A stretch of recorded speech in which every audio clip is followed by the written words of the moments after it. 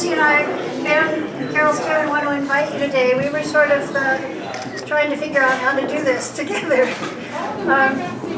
Can you hear me now? Yes. Is that better? All right. Welcome, everybody. My name's Joan Stewart. I was a parent here for 11 years, from 1974 until 1985. My children are now 51, 47, and 44, and I have white hair. It wasn't that way when I started.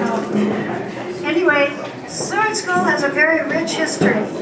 In the 1890s, Capitol Hill was a neighborhood thick with trees and a few houses. And then the population began to grow, and we needed a school.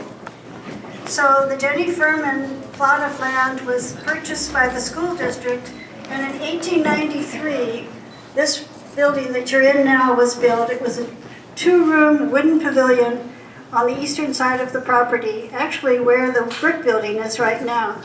It was named the Denny Furman School, and it was listed on the Washington Heritage Register in 1973. And this lunchroom is a part of that building. If you remember being here before the renovation of Tops, this was the lunchroom and the gym. And there was a ramp up here that you walked up to get into this space. In 1905, the population kept building.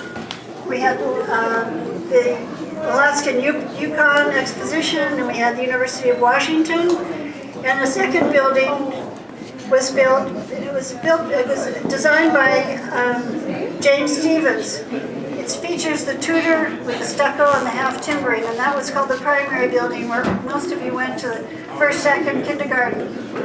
It's right across here. And then in 1917, the brick building was built before the freeway was constructed, and there's some pictures over there of the building before the freeway came through. It was designed by architect Edgar Blair. So the unique combination of these three school buildings was recognized in 1981. They were designated as an historic landmark in the city of Seattle.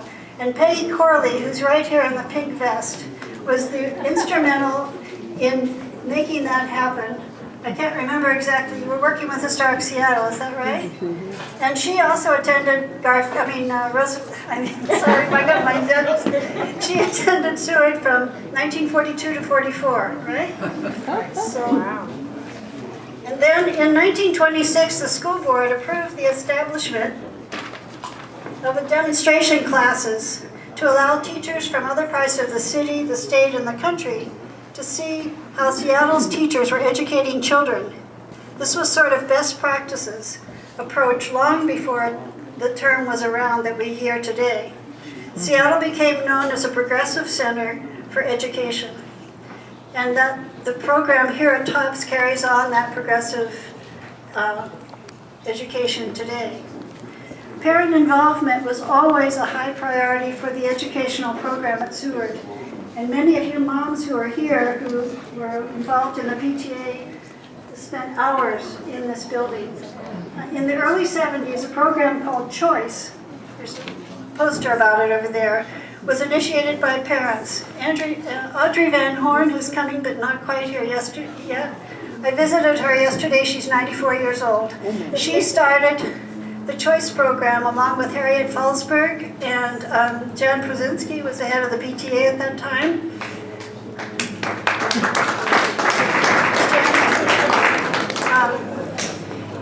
Every Friday afternoon, students were able to participate in a great variety of classes, such as cooking, woodwork, stamp collecting. The principal took them all sailing. I mean, it was amazing. There's a whole list of the activities. Many of you enjoyed either being part of one of those classes or helping to teach them. And I think Audrey's coming, but she's not quite here yet, so be sure and say hello to her. The PTA moms, many of you who were here today were very involved in PTA activities while your students were at Seward. You raised funds for the school, you advocated for keeping it open. Margaret Simons led a big campaign that summer when we thought it was going to be closed. Built a playground. Anybody remember you could go down, up and down on that, whatever they called it. Yeah. You know, that swing, it was a line, zip line. I don't think they'd allow it today. We went on field trips, and you tutored students. In 2008, Marilyn Cavanaugh, who's sitting right here, and Linda Quirk and myself organized a reunion of the Seward moms. We shared cherished memories of our volunteer days at Seward and reconnected with one another. Now today, 10 years later, we're gathered together again, but also joined by many former students, teachers, principals, and staff. And I'd like to read these remarks that Marilyn wrote for that gathering 10 years ago, because I think they're very moving and very appropriate. I'm quoting, "These stomping grounds, our schoolyards, are hallowed ground where we and generations before and after us have gathered with our young ones. This is a sacred space where we work together and allowed each other to nurture and support our children.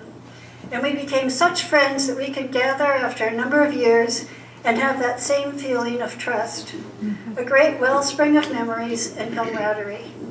So today, let's enjoy our time together and welcome back." And now Carol Starron is going to share some of her memories. She taught first grade here for 3 years. She was a long-term substitute for third grade. She was a leader in the Seward's DISTAR education program.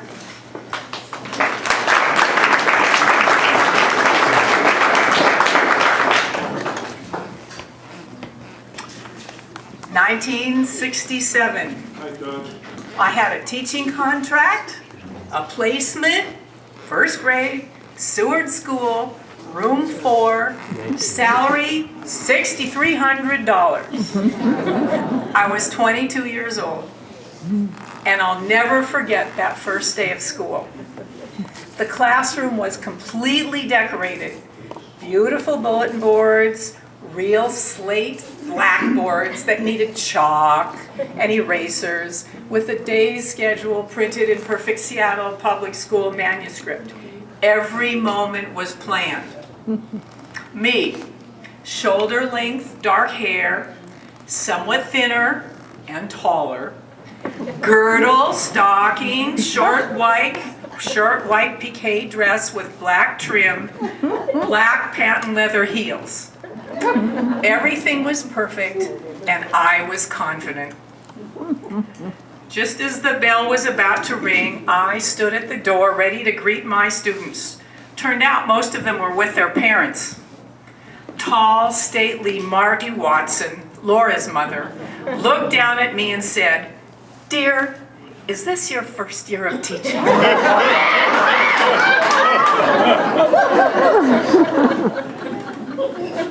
I was prepared to teach math, reading, social studies, and in those first few years, I wasn't prepared to deal appropriately with what was going on outside the classroom. The war in Vietnam, 10,000 protesters walking down the middle of I-5 during school hours. And in my first year of teaching, the murders of Martin Luther King Jr. and Robert Kennedy. One of the joys, however, during that period was wheeling in the huge structure with the TV on top of it so we could watch the very first episode of Sesame Street. As Joan said, Seward School has a long history and an incredible reputation.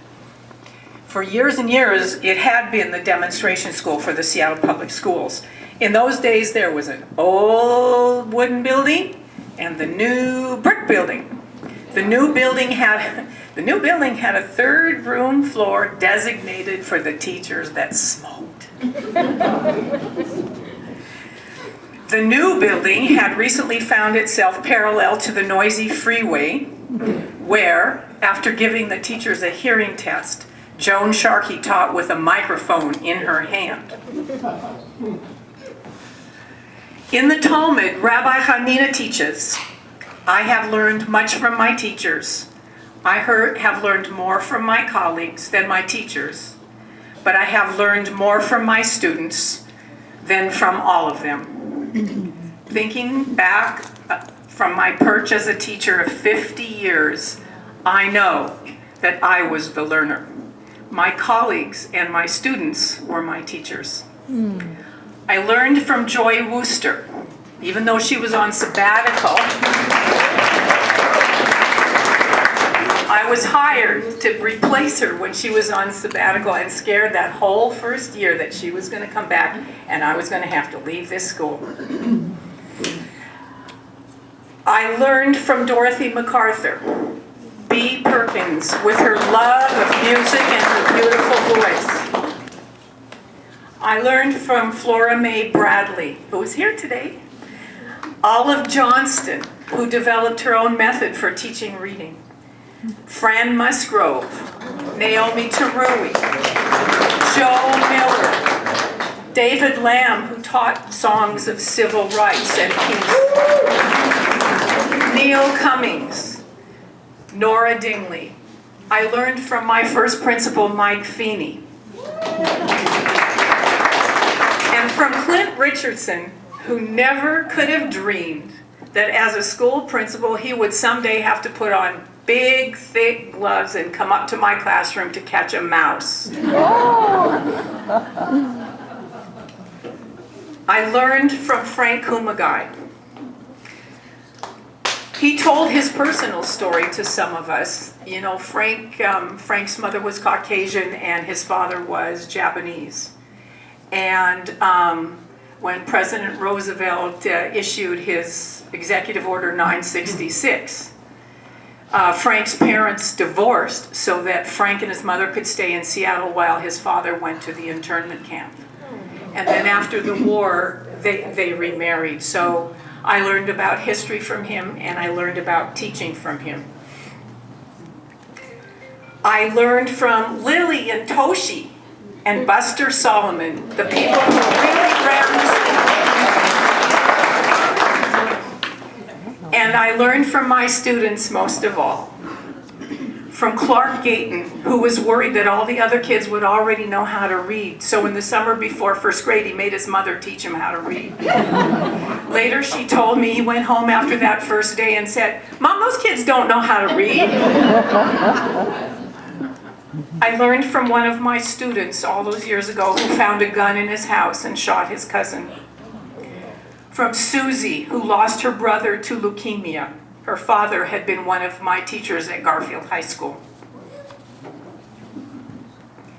I learned from Annie, who's here, whose quiet equanimity and gentle way of walking in the first grade world meant that I could see her next to anyone and both would thrive. I learned from Sally, who put her ice cream sandwich in her lunchbox so she could eat it after school. And then ended up walking her home because she couldn't stop crying. I learned that cutting hair is so much harder than it seems. When Lindsay Stibbard's mother asked me to cut Lindsay's bangs because both of them liked my hair. I learned from Bo Hurwitz that first graders are sometimes smarter than their teachers.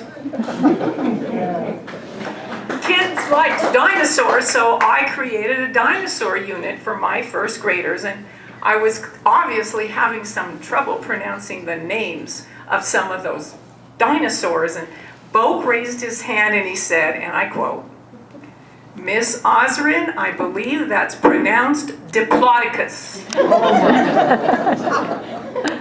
Most of all, I learned that the classroom belongs to the kids. They need to be the ones to create the bulletin boards and learning spaces. That this school and this neighborhood were a gift. And I learned that you can't get down on the floor with the kids if you're wearing a short skirt and a girdle. Thank you, Carol.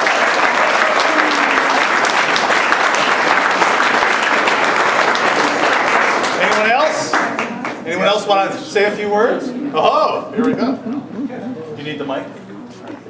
Yes, I am the Boke, Nathaniel Hurwitz, and Miss Osrin, then Miss Osrin, was my first grade teacher, and she made a very profound and a lasting impression on me. It was, as she described, it was a fantastic year.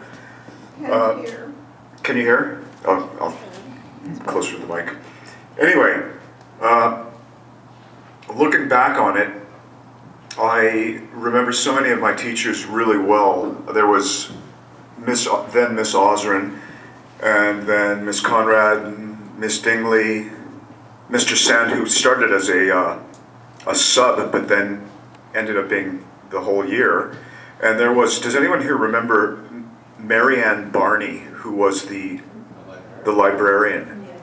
And what she did when we were in 3rd grade is she said, okay, because we'd go every day to, do some library stuff. She said, you are all going to write research papers, and I'm going to show you how, and you're going to do bibliographies and footnotes, topic of your choice. And we all did. We wrote research papers that that had bibliographies and footnotes. So then when I got into university years later, I went, hey, I already know how to do this. I know what IBID period underlined, ibidem, same as the last reference. I went, wow, this is great, I already know how to do this. So that was a real treat.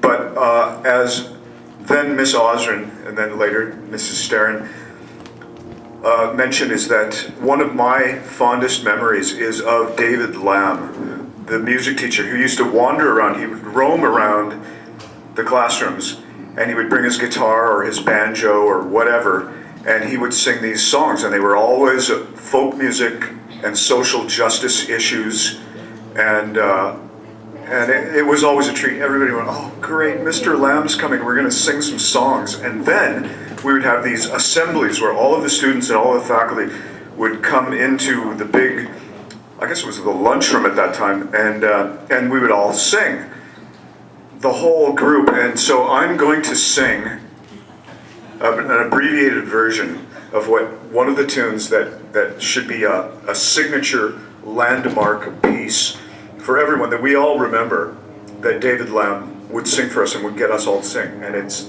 this abbreviated version. We shall overcome. We shall overcome.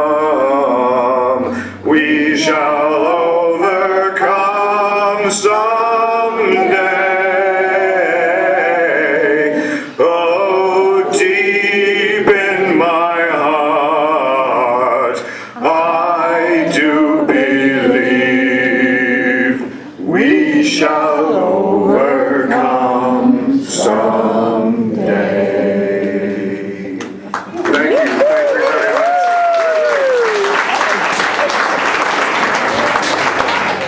Real quick, a lot of my teachers' names were just read off, anyway. I have a David Lamb reference as well, and I'm going to be real brief here, but does anybody remember the Seward songbook? I brought it. Oh, good. I was going to say, I still have one.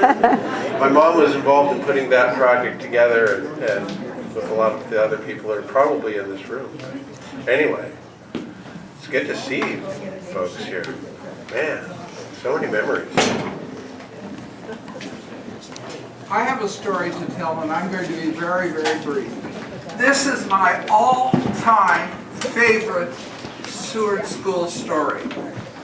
One day, Nicole Dull was walking down the alley to go to her home, which is very nearby, and some of the Seward boys accosted her and took her into a garage, and she immediately escaped and ran home.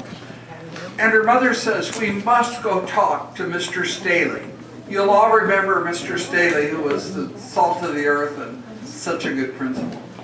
So Mr. Staley and Jan sat in the room together with Nicole, and Mr. Staley said, now, what do you think those boys were going to do to you? And she said, Nicole said with great innocence, I think they were going to unscrew me.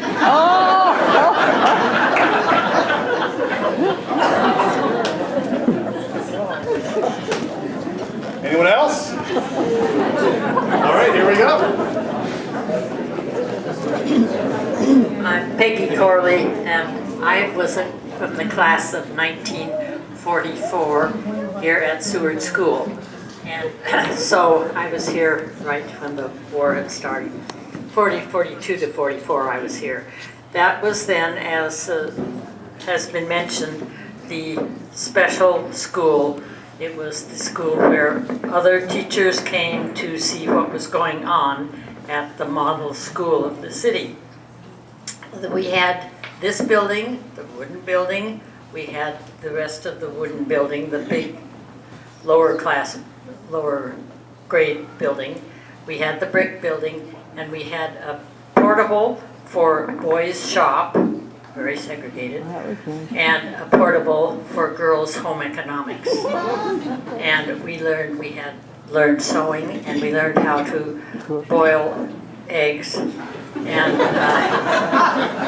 there wasn't much to do in 1942 because we were into sugar rationing and all of that. But if you saved up enough sugar, you might learn how to bake a cookie. But Miss Long, who was the home economics teacher, always had coffee going for lunchtime for the faculty. And it had a special recipe where you took the egg and you dropped it in the coffee pot and you stirred the eggshell and the egg in there. And it made the best coffee in the wide world. And I still have that recipe because it is good for boiled coffee.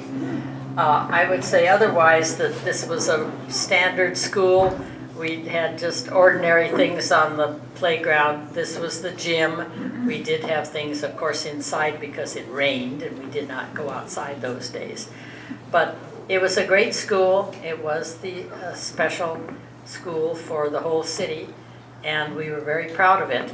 There were class pictures that Carol Aoki has here today, and one of those was the mid-year class of 1944, because you could graduate mid-year or at the end of the year. And that went on for many years in Seattle. A lot of high school kids could graduate mid-year if they had completed their subjects. So those of us who were here in 1944 went on to Broadway High School. Broadway High School closed in '46. Then we were separated by geographic district throughout the city. So some of us went to Queen Anne, some to Garfield, some to Lincoln. I went to Lincoln. Those who were seniors were going to be seniors could choose where they went. And so they had any school in the city that they could go to. But that split us up early on. So in contrast to my husband, who went to Magnolia Grade School and Queen Anne High School, he has all these buddies he still sees from grade school on. We got split up, so we never had that same continuity of our student body, but I can still recognize them in my graduation picture from Seward School.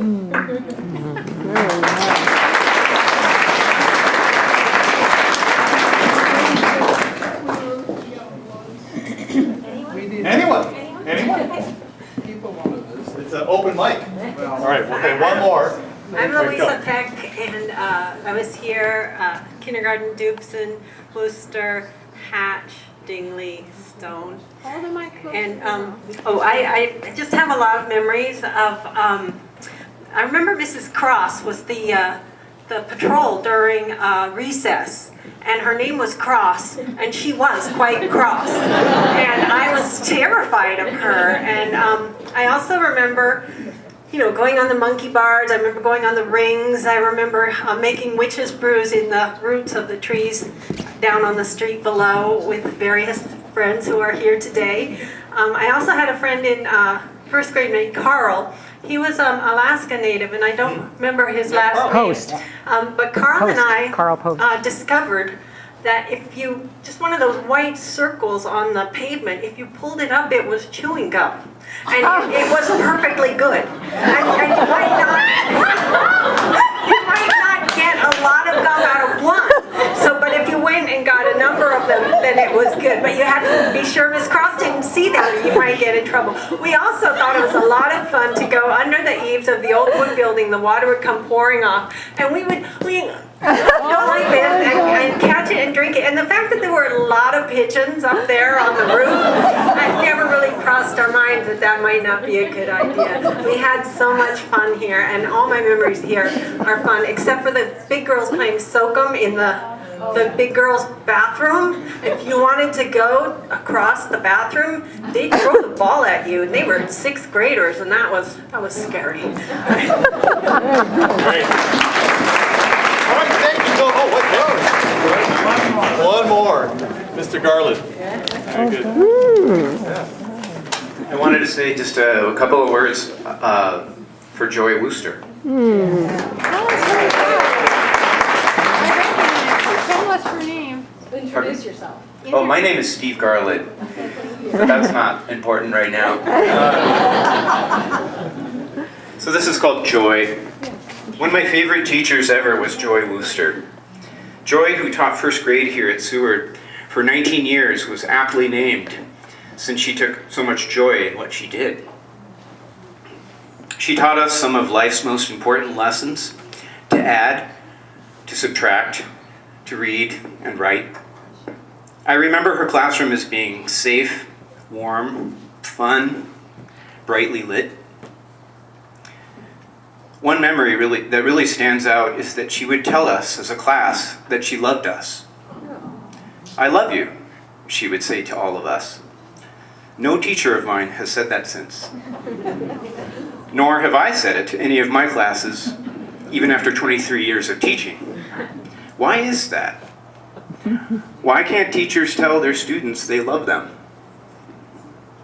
Well, maybe they don't.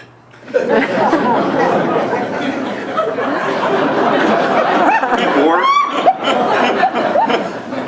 maybe we can't. Or maybe we're afraid to. Why? Because to say so puts us at risk of sounding sappy or soft or even creepy.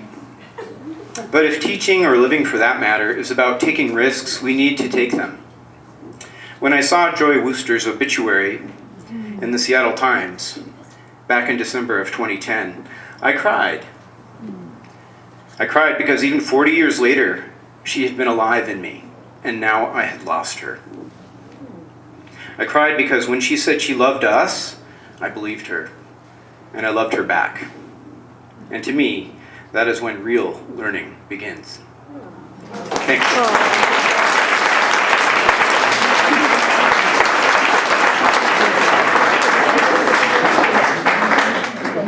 That's it? Okay. All right, well, those are some fantastic and wonderful memories.